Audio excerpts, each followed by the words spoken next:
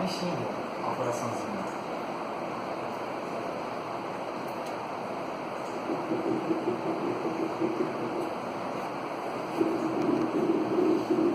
É, não dá pra ver ele mesmo, né? Bem pequenininho, né?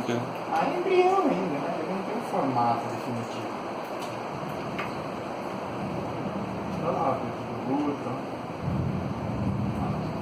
Isso aqui vai ser a cabecinha. E aqui o corpinho, não tem braço nem perna. Viu? Vai ser só um. Vai ver.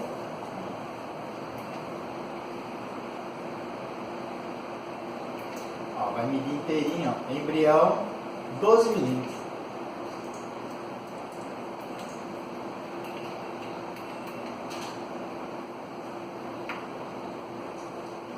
O braço tem que dar um som, né?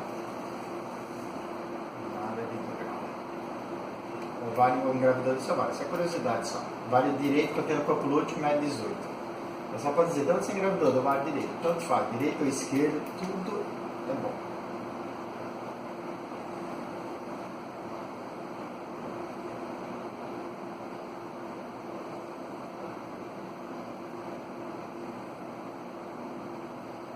Olha lá, certinho. 12 minutos. Dá pra saber assim, já é semana? Eu vou tirar daqui a pouquinho.